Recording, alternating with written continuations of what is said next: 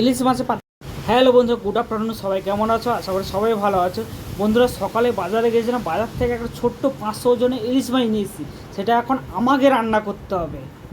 ভাবলাম ইলিশ মাছটাকে পাতুরি রান্না করব। রান্না যখন করব তাই ভাবলাম তোমাদের সঙ্গে ভিডিওটি। বন্ধুরা, সব কিছু রেডি করে নিয়েছি। ইলিশ মাছটা ধুয়ে নুন, হলুদ, সর্ষের তেল দিয়ে মাখানো আছে। ছেলে ইলিশ মাছ খায় না, কাটার জন্য কাতলা মাছে একটা পেটি দেওয়া আছে, ওটাকেও পাতুরি বানাবো আজকে।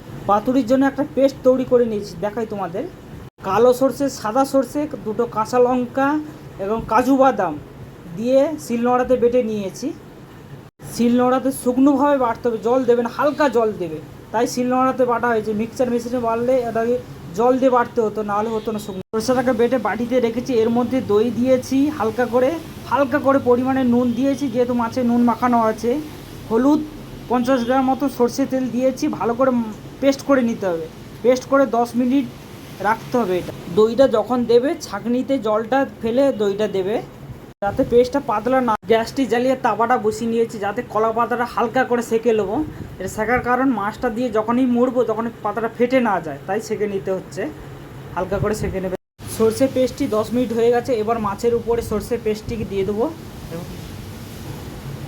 তারপর একটা করে কাঁচা লঙ্কার উপরে দিয়ে দিয়েছি। এবার কলা পাতার উপরে দেবো মাছটি। কলা পাতার উপরে দিয়ে হালকা তেল দিয়ে এবার মুড়ে দেবো, হালকা সুতোতে বেঁধে দেবে। এবার তাওয়াতে বসিয়ে দিয়েছি, বেঁধে হালকা করে আঁচ দিয়ে ঢাকা মেরে দেবে। 5 মিনিট অন্তর এদিক ওদিক করে উল্টাবে। আমি বসিয়ে দিয়েছি, গ্যাসের ফ্লেমটা হালকা করে বাড়িয়ে দিয়েছি। এদিক ওদিক করে দেবে 5 মিনিট অন্তর।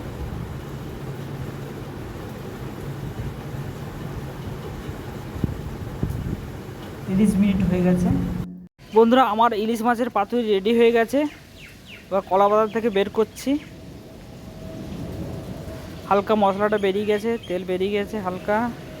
বন্ধুরা, আমার রান্নাটি কেমন লাগলো অবশ্যই কমেন্ট করে জানাবে। তোমরা কিভাবে রান্না করো অবশ্যই কমেন্ট করে জানাবে। ইলিশ মাছের পাতুরিটা দুভাবে হয়। আমি যেভাবে করেছি তাওয়াতে তেল দিয়ে, এইভাবে হয়। অনেকে আবার জলের উপরে স্টিম দিয়ে ভাপিয়ে করে। তোমরা কিভাবে করো অবশ্যই কমেন্ট করে জানাবে। সবাই ভালো থাকো, টাটা বন্ধুরা। কমেন্ট করবে বন্ধুরা।